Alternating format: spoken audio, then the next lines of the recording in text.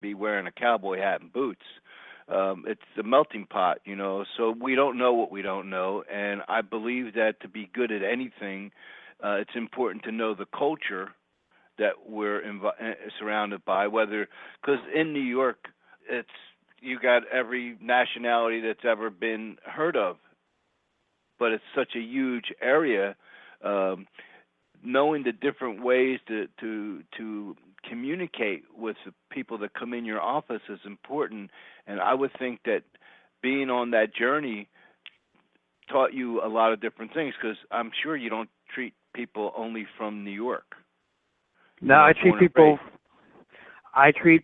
I have patients that come into me that fly in from different parts of the world, and had I only done my education and never left New York, I probably wouldn't be as open to other cultures as I am. Even though New York is a melting pot, I grew up in a very, it wasn't a very small town, but I grew up in a town where everybody was pretty much the same, and you didn't get to meet other people, other cultures, other different races, other nationalities, other personalities. It was very homogenized. So, when you move to other parts of the world or the United States, you realize there's a lot more than just your home city. There's everybody else's home city, and everybody has their different ways of doing things. So you learn a lot from that. It makes you become who you are as a person. It brings out the best parts of you too. Well, Doc, when you decided you went to college at the age of 20 in Atlanta, I have my youngest is 20, and he's in college, and he kind of almost thinks that the future is Friday, right? So at that age, it's kind of hard to understand what direction you want to go in. What brought you into this arena? What made you want to become a chiropractor?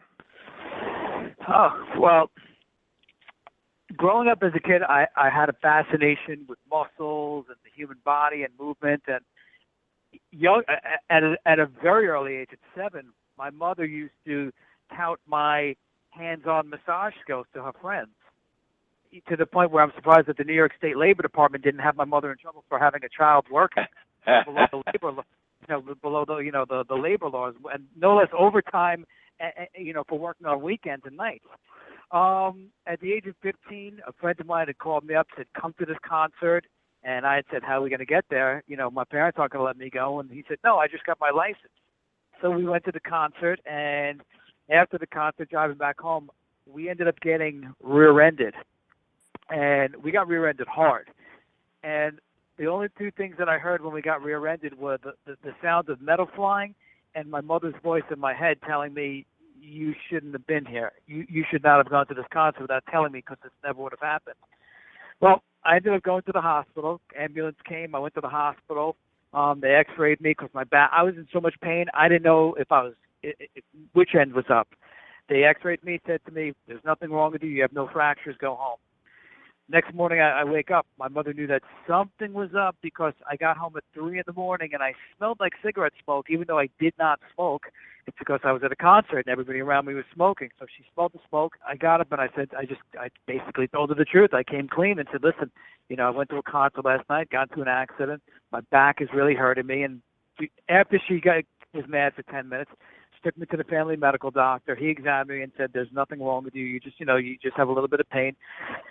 Take these pills." And I said, "Well, shouldn't I go see a chiropractor?" He said to me, "You're too young to go." Now, I'd never been to a chiropractor before, but I'd heard about it a little bit at the age of 15. How much do you really know about chiropractic care unless you've been to one? And I said to him, "Well, if I'm 15 and I'm too young, how old does one have to be to go to a chiropractor?" To which he had no answer for. Gave me the pills. We went to the pharmacist. We picked them up. I went back home with my mother, and the pills were poisonous to me. I couldn't even swallow them. They were so repulsive. So she had made a mistake. She thought I was the family pet, so she mushed them up into applesauce. I tried taking them. I couldn't take them, but I forced it down my throat, and all the pills did was made me nauseous. It made me feel sick, and I felt tired. And I decided I've got to take matters into my own hands. My parents won't let me see a chiropractor. They think I'm too young. And not only that, they also thought chiropractors were quacks. I decided that if I'm going to take matters into my own hands, not only am I working for my dad, I need to get a second through their insurance. I went to a chiropractor. I took 2 buses to get there. The first time when I went there, I felt instant relief when the chiropractor adjusted or aligned my spine back into place. Unfortunately, about 10 minutes after I left, all the good relief that I had just went away. And I said to myself, does this work? Do I believe it? Do I not believe it? What's going on? You know, and I really didn't know what to do. I kind of felt hopeless at that age. I decided, you know what, let me just try it. It worked for a little bit. I'm going to try it again. And after 5 times, I was like, wow, there's something more to this. And I kind of felt this is what I'm supposed to do. This is how I'm supposed to serve mankind. This is more than something for me. This is something that I want to share with people. This is what I was created for. And I decided that I was going to go to chiropractic college, and it just served me for who I am. And I thoroughly enjoyed learning about the anatomy. Of course, you're in school, and you know there's certain things, of course, I didn't love about school, but I loved the fact of being a chiropractor. 10 years later, about 10 years ago, I've been in practice approximately 12 years, and I went to a martial art class, and I had gotten thrown by one of the instructors, and I remember the day. It was beautiful. It was one of the nicest days, kind of like the same day that I got into the car accident. I could see the sun coming in, and my instructor threw me, and all I know is I felt like a bag of bones when I hit the mat. I hurt my rotator cuff. I herniated a disc in my back. I was going to work every single day. I'm in pain and agony, and I kind of felt like a phony because I'm telling my patients chiropractic works. But meanwhile, I'm seeing chiropractors, one for my shoulder, one for my back, because they did 2 different techniques. One did a disc decompression technique on me, and the other one did a technique called active release technique on my shoulder. And I'm like, well, I told the active release doctor, why don't you do the disc decompression guy? He goes, well, because I only do this. And I told the guy who does the disc decompression, well, why don't you also do this? Well, because I only specialize in this. And I said, you want something? I've got to do this myself. I've got to learn how to do both of these techniques so that when someone comes into my office with any musculoskeletal condition, be it a disc, plantar fasciitis, which is foot pain, a heel sprain, rotator cuff problem, carpal tunnel syndrome, tennis elbow, golfer's elbow, headaches, TMJ, I've got to be able to take care of these people under one roof with my 2 hands. And that's what I do now. You work a lot on the body. I've recognized that a lot of chiropractors have gotten into holistic stuff and different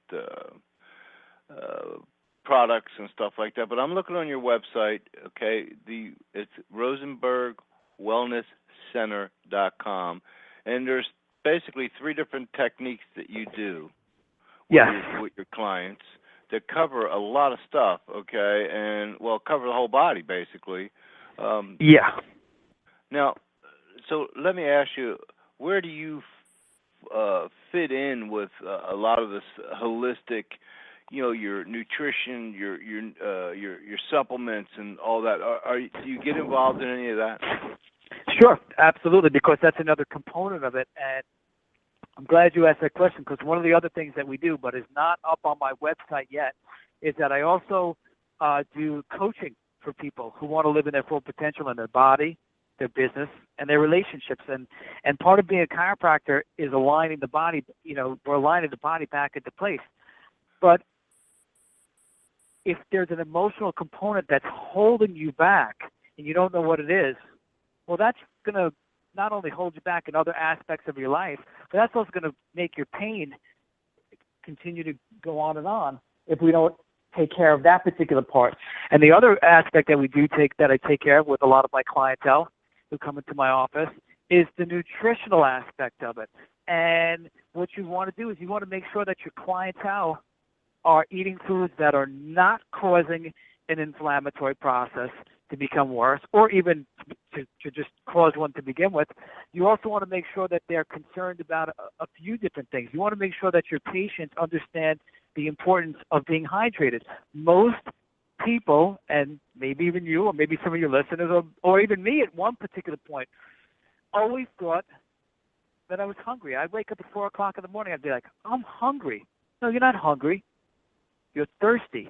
You're interpreting it as being hungry but you're thirsty. So that's the first area as far as nutritional coaching that I do with my clients. Make sure that you're hydrated. And most people don't even realize how much water they really need to be taking into their body. And the other thing is that I also recommend to my clients that they drink what's called alkalized water. It's the opposite of acidic of something being acidic. And alkalized water actually helps clean out your red blood cells, and it has been shown to, but not specifically proven to, but there are studies that show that it helps fight specific infections and other diseases. And if your body is in a state where your pH balance is higher than it is lower, meaning it's not acidic, your body functions in a healthier state. I also focus on something that's very important with my clients, because a lot of people say, well, I'm so concerned about calories. I'm not concerned about calories as a health and wellness coach. I'm concerned about the chemicals that you're putting into your body. If you're coming into my office and you're one of my patients and you're more concerned about calories than you are about putting artificial sweeteners and refined sugars and dyes into your body, then you may not be the right fit for me as a client, because you're not going to get well as fast as you should. People need to be more concerned about the chemicals, the artificial chemicals that they're putting in their bodies, as opposed to calories. Our bodies need calories in order to function. We need calories for you and I to have this conversation. So I focus on a few different things. So thank you for asking that. Well, I'm a big fan of alkaline water. As I mentioned with Crohn's, it's inflammation, and so I try to have I try to drink half my body weight in ounces of water a day. And so people think that you can't do that because it's not enough time in the day. I made it a 24-hour period. So if I start at 6 o'clock in the morning, and when I wake up, if it's 6 o'clock in the morning again, and I'm taking my last drink of that, 100 ounces of water, I've got it in. So I'm a big fan of that, and I know that there's a product that I drink. It's Essentia, and it comes in a bottle. And you can buy it in the grocery stores, and it's 9.5 pH. But if you test it with a strip sitting on the shelf, it still holds around 9. So it's good water. It's great water. I think that's great. I really like the idea that you're taking the process into being a health and wellness coach. One of the things that I try to do is if I can't pronounce what's in the ingredients, I don't eat it. So if you have to be a scientist to understand what the product you're eating is, it's probably not good for your body. So when I more than likely, if you can't pronounce it, more than likely it's not food. Right, exactly. So and Doc, we're up against the clock here, but I want people to understand that something. Will you come out and speak to groups of people? Yeah. So you're talking about all they have to do is go to your website. Sure. Rosenberg Wellness. At the contact page, you could actually contact me, Tony, at Tony Gambone, if you want me to do an introduction to Dr. Rosenberg for you to come out and speak. I see that this is the direction it seems like you're going to. So any way I could help you with that, please let us know here and come back and spend some more time with us. I'm very big on holistic. I think it's important that people understand the difference so they can make better choices or keep continuing to make the choices that they're making, but they have to be educated first. And body has to be right in order for anyone to be better at anything. So once again, I apologize that we're up against the clock, and I hope that you will come back and visit with us again. I'd love to. Thank you. Thank you so much. I'd also like to invite your members on the 29th of this month at my office. I will be conducting a health and wellness seminar so that you can live your full potential with your body, business, and relationships. It's in my office in New York City. And if anybody's interested, you can visit my website, rosenbergwellnesscenter.com. Thank you so much, Tony. Well, Jeff, I'm going to reach out to you off the air because there's some questions that I have that might be able to help you take that office workshop and bring it to the virtual line as well so people can join in all across the country and around the world. So I'll reach out to you offline. I hope you have a great day and a good rest of the summer. Thank you so much. All right, folks. We're up